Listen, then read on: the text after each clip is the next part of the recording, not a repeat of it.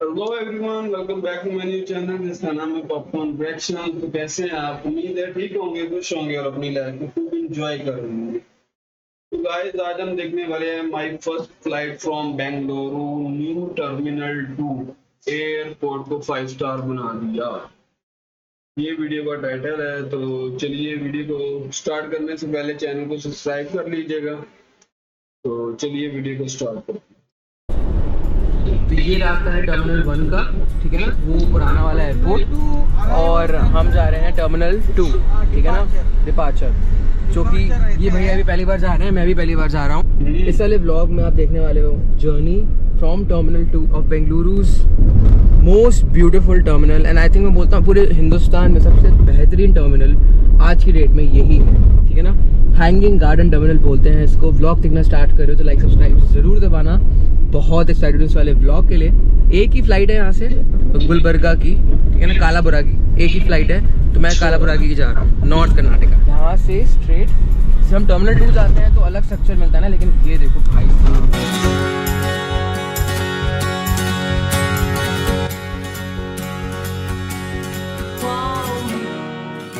Finally आ गया मैं terminal 2 Bangalore के। एंट्रेंस देखो यार, कमाल की एंट्रेंस है। इसको हैंगिंग गार्डन टर्मिनल कह रहे हैं ना, इसलिए कह रहे हैं बिकॉज ये ऊपर देखो, और इतना इसलिए कह रहे हैं बिकॉज ये ऊपर देखो, और इतना रॉयल, इतना प्रीमियम दिख रहा है ना, कसम से कोई मुकाबला ही नहीं है। एंड आने वाले समय में ना सारी डोमेस्टिक फ्लाइट्स शायद यहीं से होने वाली है, जहाँ तक सुनने में आ रहा है। 22 एग्जिट एंड एंट्रेंस गेटेड है, टोटल 22। और ये पूरा देखो, पूरा इसको वुडन लुक दिया हुआ। पूरी कोशिश की है कि इस एयरपोर्ट को इको फ्रेंडली एयरपोर्ट बनाया जा सके। तो हाँ, दिस इज टर्मिनल 2। यहाँ से आप अपना बोर्डिंग पास वगैरह ले सकते हो, हालांकि अभी मशीन्स चालू नहीं हुई हैं। और पूरे एयरपोर्ट से फिलहाल एक ही फ्लाइट चल रही है जो कि स्टार एयर की है, तो वही फ्लाइट में मैं जर्नी करने वाला हूँ। फाइनली एंट्रिंग द एयरपोर्ट, और एंट्रेंस करते वक्त देखो ये इन्होंने पूरा एक ग्रीन लुक दिया हुआ है गार्डन सिटी को एनहांस करने के लिए। जैसे आप एंटर करोगे तो आपको ऐसा कुछ नज़ारा दिखेगा टर्मिनल 2 से। भैया एक बात बताइए, ये इन्होंने जो वुडन स्टिक्स लगाए हुए हैं, all is wooden, okay, bamboos are wooden, और bamboos are wooden, right. Steel use नहीं किया, रिसाइकिल्ड है। अभी यहाँ पे सिर्फ मुझे तो coffee beans and tea leaves ही दिख रहा है, इसके अलावा तो फिलहाल अभी कुछ भी नहीं है। चायोस भी है जहाँ से शायद मैं चाय पीने वाला हूँ। खुल गया है काफ़ी कुछ, लेकिन अभी फ़िलहाल आपको यहाँ से सिर्फ स्टार एयर ही मिलेगा। फिलहाल अभी कोई एयरलाइन नहीं है, बट भैया से पूछते हैं बाकी एयरलाइंस कब आ रही हैं। भैया से बात हुई, भैया कह रहे हैं 1 महीने बाद यहाँ पे आ जाएगा, सॉरी 15 फेब को आ रहा है एयर एशिया, और अगले महीने बाद जो है वो बाकी और एयरलाइंस आएंगी। हाँ, बट एयर एशिया आ रहा है 15 फेब को। अब कहाँ के लिए आएगा ये नहीं पता, कहीं के लिए तो आ रहा है। सो ये एक टर्मिनल है जो कि एक गार्डन एनवायरनमेंट में है, और ये एक आर्किटेक्चरल ब्रिलियंस है, आर्किटेक्चरल मास्टरपीस है। जो कर्नाटका का रिच कल्चर है ना, उसको दिखाया गया है इस एयरपोर्ट में। तो मैं आपको बात बताता हूँ, कोई भी एयरपोर्ट होगा देखना आप, अलग अलग सिटीज़ का, अलग अलग कंट्रीज़ का, उसका जो कल्चर होगा उसको दिखलाया जाता है एयरपोर्ट के थ्रू। इस एयरपोर्ट में कर्नाटका का पूरा कल्चर दिखाया गया है, और बैंगलोर को भी द गार्डन सिटी बोलते हैं, आप लोगों को पता ही होगा। टोटल 5932 सीट्स हैं लाउंज में, मतलब अंदर जब आप एंटर कर जाओगे, बोर्डिंग पास लेके सिक्योरिटी क्लियर करोगे, 5932 सीट्स हैं एयरपोर्ट में, जहाँ पे आप बैठ के आराम से चिल कर सकते हो। तो मतलब कैपेसिटी देख रहे हो भाई साहब, अलग लेवल वाली है। 17 सिक्योरिटी चेक इन लेन्स हैं। तो अगर आप इस एयरपोर्ट से बोर्ड कर रहे हो, डिपार्ट कर रहे हो, तो आप भूल ही जाओ कि आपको ज़्यादा वेट करना पड़ेगा लाइन पे, क्योंकि everything has been made super smooth. लग रहा है भाई 5 स्टार होटल बना दिया इन्होंने एयरपोर्ट की जगह। बट ये जो बैम्बू वाला इन्होंने कॉम्बिनेशन दिया है, जो बैम्बू वाला एक टच दिया है पूरे एयरपोर्ट में, और गार्डन वाला, आपको लगेगा आप कोई गार्डन के थ्रू वॉक करके बोट करने जा रहे हो। Truly a masterpiece, architectural masterpiece. And मुझे लगता है कि दुनिया के जितने भी एयरपोर्ट्स हैं उनमें से सबसे अलग ये टर्मिनल 2 है। एंड आपको पता है कि बैंगलोर एक आईटी हब है, सारे ऑफिशियल्स हो गए, एक इम्प्रेशन तो बनना चाहिए ना भाई, इंडिया को लेके बनना चाहिए। कर्नाटका का कल्चर एक इंडियन एयरपोर्ट में, और ऐसा culture amazing, no words, hands down. तो हाँ, एयर एशिया का देखो यहाँ पे आ गया है, एयर इंडिया भी शायद आने वाला है। तो आई थिंक 15 फेब या मिड या एंड फेब तक ना एयर एशिया या तो ये एयर इंडिया, दोनों में से कोई ना कोई एक एयरलाइन ज़रूर आएगी। फिलहाल हमारा स्टार एयर है। तो इतने सारे काउंटर्स हैं भाई साहब, इधर उधर आगे देखो 1 2 3 4, वो आगे तक काउंटर्स बने हैं। तो बहुत सारी एयरलाइंस आएंगी, तो काउंटर्स बहुत तगड़े हैं। और अब हम जाते हैं स्टार एयर की तरफ। तो ये देख लो सारे डिपार्चर्स इस तरफ, ठीक है ना। मेरे को बहुत पसंद है चाय हो। वहाँ पे coffee been and tea leaves भी है। तो दो फूड स्टॉल्स मिलेंगे आपको जब आप एंटर करोगे एयरपोर्ट। और जो काउंटर्स हैं सारे एयरलाइंस के बहुत ज़बरदस्त हैं, मतलब ज़्यादा क्वांटिटी में है, तो लाइन वगैरह में लगने की ज़रूरत नहीं पड़ेगी आपको। 1 2 3 बहुत सारे हैं। द बेस्ट पार्ट इन्होंने ना मतलब काउंटर सेल्फ चेक इन भी कर सकते हो, तो सेल्फ चेक इन काउंटर्स भी बहुत सारे हैं, ठीक है। 9 कम से कम मान के चलो आप 40-50 सेल्फ चेक इन काउंटर्स होंगे। तो गाइस अब मैं जा रहा हूँ सिक्योरिटी की तरफ। इंटरनेशनल डिपार्चर्स हैं लेफ्ट में, डोमेस्टिक हैं स्ट्रेट, और हाँ टॉयलेट्स वगैरह भी हैं आगे। जैसे आप एंटर करोगे हर जगह आपको एक ग्रास दिखेगी, पूरा ग्रीन, आपको लगेगा जैसे आप गार्डन के थ्रू वॉक कर रहे हो। तो वुड के बैम्बूज चीज़ों को और साफ़ कर देंगे, अलग एक्सपीरियंस। फाइनली क्लियर सिक्योरिटी, और सिक्योरिटी भाई अलग ही लेवल की इन्होंने टेक्नोलॉजी लगाई हुई है। स्कैनर से होके बैग बाहर निकलता है ना, तो हाँ ऑटोमेटिकली मतलब आपको रुकना नहीं पड़ता, ऑटोमेटिकली जगह पे आके रुक जाएगा। और जैसे आप सामान सारा निकाल दोगे तो ऑटोमेटिकली वो आगे चले जाएगा। वो जो बॉक्स रहता है जिस पर आप सामान रखते हो वो नीचे वापस घूम के पीछे। सारे गेट्स हैं यहाँ से। सिक्योरिटी करने के बाद हम जा रहे हैं अंदर, और यहाँ पे ग्रीनरी देखो, बहुत ही कमाल का लग रहा है, बहुत ही ऑसम लग रहा है। यहाँ पे एसी के डक्स वगैरह दिए हैं, और यहाँ पे स्टैचूज वगैरह हैं सारे गॉड्स के, जो कर्नाटका के कल्चर को इन्हेंस करते हैं पूरे तरीके से। एंड ऊपर देखो, ऊपर से भी बहुत कमाल का है। तो बहुत ही ज़्यादा एनवायरनमेंटल फ्रेंडली एयरपोर्ट है ये। यहाँ से वॉक करना, इस एयरपोर्ट के थ्रू वॉक करना एक अलग ही अपना मज़ा है, रिफ्रेश हो जाओगे आप कसम से। मतलब अब एंटर कर रहे हैं डिपार्चर गेट की तरफ। अभी और काम चल रहा है एयरपोर्ट में। यहाँ पे आई थिंक और भी स्टैचूज वगैरह आएंगे। तो बिदार भी कर्नाटका में है। Kinhala the flying figures crafted by the artist of Koppal. पूरा अब मैं आपको बोल रहा हूँ फिर से रिपीटेड, कर्नाटका के जितने भी कल्चर्स हैं, चाहे वो साउथ कर्नाटका में हो, नॉर्थ कर्नाटका में हो, उसको यहाँ पर दिखलाया गया है। बहुत ही कमाल का लग रहा है। तो हाँ यहाँ पे ये ब्रांड्स वगैरह आपको मिल जाएंगे। फिलहाल इन्होंने सारा स्टॉकअप कर लिया है खुद को, बिकॉज 15-20 दिन में यहाँ पे बहुत कस्टमर्स मिलेंगे आपको। पूरा पैक रहेगा ये टर्मिनल इन अ गार्डन। इनका जो मेन कॉन्सेप्ट है ना यही है, ये बताना कि you are walking through a terminal of garden. ऊपर कोई LCD वगैरह लगाई हुई है इन्होंने, और यहाँ पे लाइट्स वगैरह भी लगेंगी। तो भी हाँ अभी और काम चल रहा है फिलहाल। जितनी भी यहाँ पे शॉप्स वगैरह देख रहे हो, यहाँ पे भी इन लोग अभी स्टॉकअप कर रहे हैं। मतलब मैक्सिमम तो है सारा स्टॉकअप हो चुका है, और भी स्टॉकअप कर रहे हैं। और यहाँ पे शायद ये लाउंज है, अभी एग्जैक्टली कौन सा लाउंज है मुझे नहीं पता। अभी फिलहाल बुफे वगैरह शुरू नहीं हुआ होगा। स्मूर भी है। स्मूर ऑनेस्टली बता रहा हूँ बैंगलोर में one of the best coffee shops लगती है मुझे। तो जैसे आप वॉक करते रहोगे ना एयरपोर्ट के अंदर, जैसे मेरे को जाना है D22, मेरा गेट है D22। तो यहाँ पे आपको ना हर 5 मिनट में ये बोर्ड्स मिलेंगे जहाँ पे आपको डायरेक्ट करेंगे वो कि कहाँ जाना है, लेफ्ट जाना है, राइट जाना है। तो मेरे को इधर जाना है, ठीक है ना, D22। तो आपको वहाँ पे स्मूर मिल जाएगा। हालांकि स्मूर कैफ़े नहीं है, चॉकलेट्स वगैरह वाला स्मूर है। कैफ़े होता तो मैं बैठ जाता। और यहाँ पे इन्होंने ये भी कॉफ़ी शॉप दी हुई है। तो रास्ते से मतलब जहाँ से आप आओगे ना वॉकवे से बहुत सारे ब्रांड्स वगैरह मिल रहे हैं ऑलरेडी।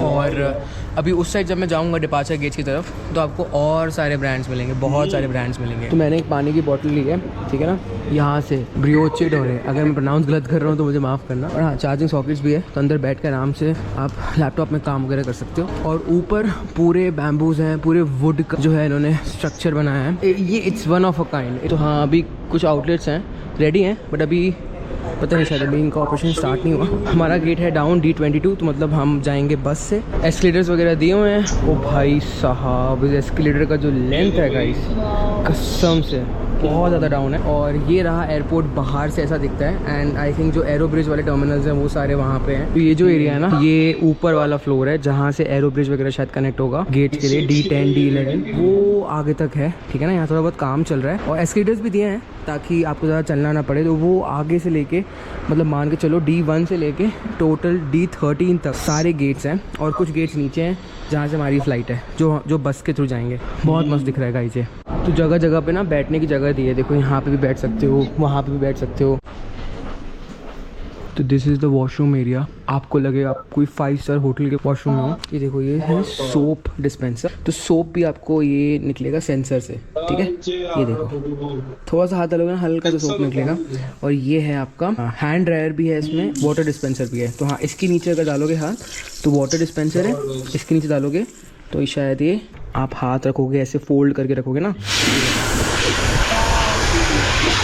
मतलब हैंड ड्रायर यहाँ पे होता है ना ऐसे नॉर्मल एयरपोर्ट में, यहाँ पे दिया हुआ है। Super duper clean.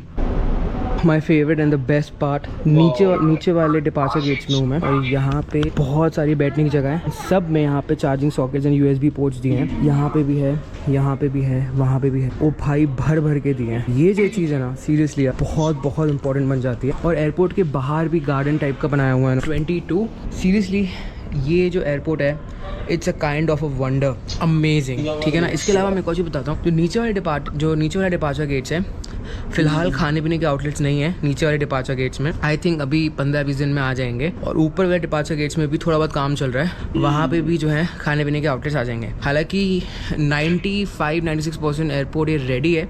And I think 15-20 दिन में, जैसे मैंने बताया कि एयर एशिया आ रही है, एयर इंडिया आ रही है अभी फ़िलहाल, लेकिन स्टार एयर है फॉर नेक्स्ट 15 डेज़ और 15 फ़रवरी तक तो स्टार एयर ही है इधर। This is the overall. यहाँ पे इन्होंने वाईफाई वगैरह के लिए वो लगाया हुआ है, डोंगल वगैरह। ऑल्सो मैंने इंस्टाग्राम पे पहले ही बता दिया था कि मैं ये वाला व्लॉग जो है अपलोड करने वाला हूँ। मैंने फ़ोटो अपलोड कर दी थी, तो प्लीज़ गाइस मुझे फॉलो कर लिया करो इंस्टाग्राम पे, लिंक दिया डिस्क्रिप्शन में, प्लीज़ जाके फॉलो कर लो। मैंने अभी एक कम्युनिटी पोस्ट डाला था जिसमें मैंने पूछा था कि आप लोगों को डेली व्लॉग्स देखने हैं कि नहीं।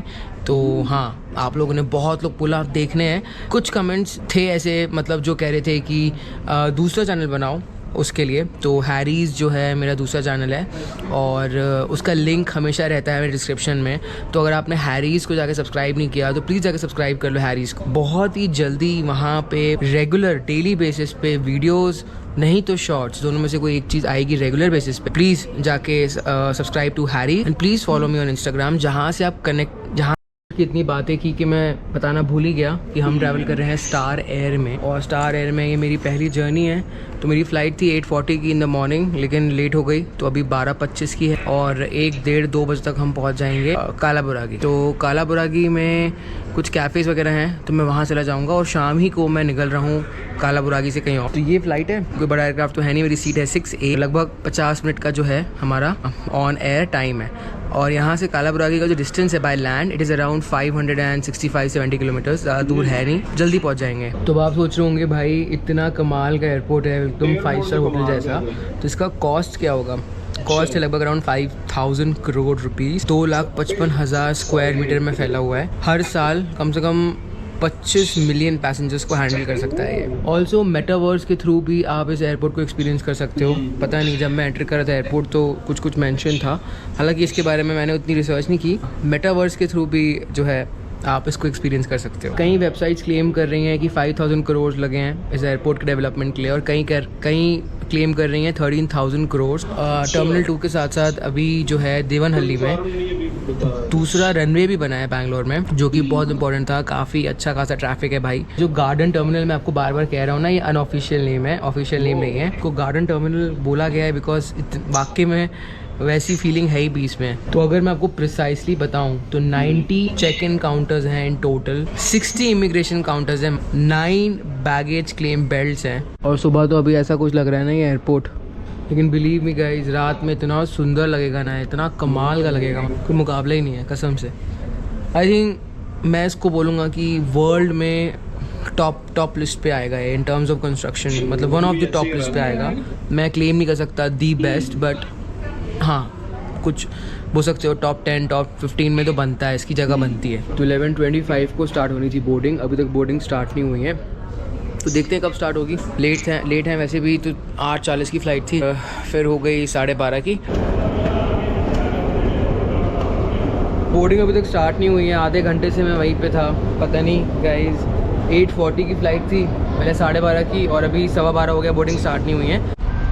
तो finally guys boarding has been started. तो बाहर से कुछ ऐसा दिखता है ये टर्मिनल। वहाँ पे हम लैंड करते थे ना पहले, पूरा राउंड लेते थे, and then we used to go to terminal 1। Terminal 2 को बाहर से ऐसे दिखते थे। अभी मैंने जो फ्लाइट डिपार्ट की है ये की है मैंने टर्मिनल 2 से, एंड बाहर से देखो कमाल का लग रहा है। तो ये देख रहे हो ना, दैट इज़ टर्मिनल 1 पुराना वाला, छोटा सा है। तो 2 मेरे को दिख रहे हैं स्टार एयर के, एक ये है और एक ये है। This is our aircraft. भाई साहब अलग लेवल छोटा है। मेरी सीट है 6A।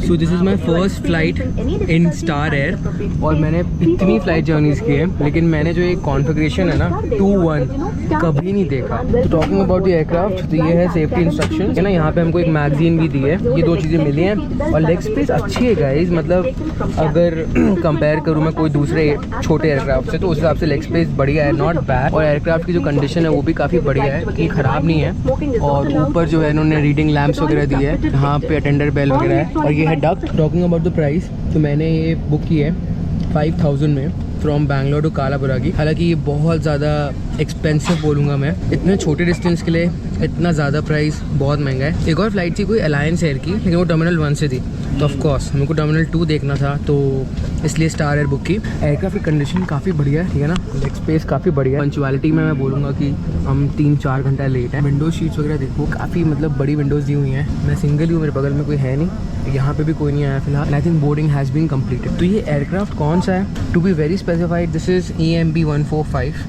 तो ऐसे वाले कुछ एयरक्राफ्ट में मैं पहले कभी नहीं बैठा हूँ। हद वाला छोटा है भाई है। सीट की कंडीशन भी काफ़ी बढ़िया है, सीट की विड्थ भी काफ़ी अच्छी है, मतलब काफ़ी बढ़िया विड्थ है। तो आप देख सकते हो यहाँ पे जिस हिसाब से एयरक्राफ्ट का साइज है, उस हिसाब से सीट्स काफ़ी बढ़िया हैं। ये स्टार एयर जो है ना, देखो यहाँ लिखा हुआ है कनेक्टिंग रियल इंडिया। जितने भी मतलब छोटी जगह रहती है ना, मतलब B टाउन्स है ना, जितने भी इंडिया में B या C टाउन्स, तो उसको कनेक्ट करता है स्टार एयर। जैसे नासिक हो गया, कोल्हापुर मुंबई हो गई, बिदार बैंगलोर हो गई, जैसे हुबली बैंगलोर हो गई।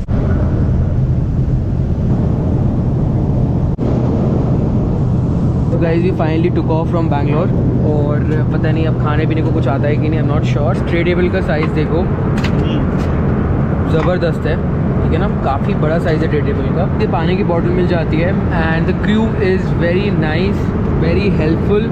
अभी तक तो एक्सपीरियंस काफ़ी बढ़िया रहा है स्टार एयर में, and this is my first time in flying in Star Air. Seats are very comfortable, ये देखो बहुत कम्फर्टेबल है, आराम से भाई बंदा फिट हो जाए।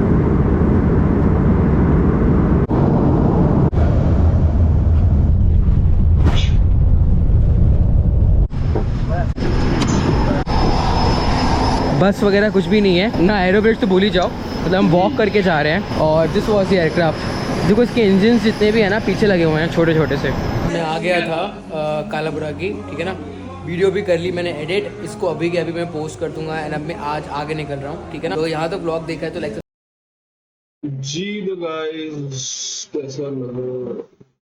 बहुत प्यारा एयरपोर्ट था। बिल्कुल, देखा जाए टर्मिनल में जो काम किया गया वो सारा लकड़ी का था, वुड का, तो काफी एक प्यारा उन्होंने लुक दिया हुआ है कि जो बंदा अंदर आए उसको ये ना हो गया गार्डन वाली फील आई उसको। बिल्कुल।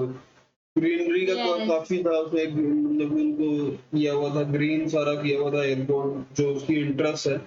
Yes. तो बाकी रेस्ट वगैरह जो उधर आप बैठ के एक चीज को आप देख सकते हैं, मतलब कि वो भी काफी अच्छी थी बैठ के। तो चार्जिंग पोर्ट दिए गए हैं, हर चीज सहूलियात जो जो आवाम को चाहिए होती है वो दी गई है। हर तरह का ब्रांड है, बिल्कुल शॉपिंग के लिए ऑफ कोर्स, और आप लोग ले सकते हैं हर ऐसे ही, चीज। बिल्कुल। तो काफी अच्छा एयरपोर्ट था, काफी जो अगर भाई ने कहा है ना 5 स्टार से भी ऊपर ही था। एक अच्छा एयरपोर्ट, और दूसरा आवाम के लिए सारा वो कर्नाटका का ना दिया हुआ है सारा, बिल्कुल कल्चर फेस्टिवल जो होते हैं वो उसमें भी डाला गया कि इधर ये कुछ होता है तो लोग स्टडी कर सके, पता चले कि इधर ये होता है, ये सारा उन्होंने डिटेल वाइज दिया हुआ था, एक उस पे लिखा हुआ था, तो काफी अच्छा था ये। देखा है हमने, काफी कुछ देखने को मिला है हमें। तो अब नेक्स्ट वीडियो में आते हैं, चैनल को सब्सक्राइब कर लीजिए और वीडियो को लाइक भी कीजिएगा।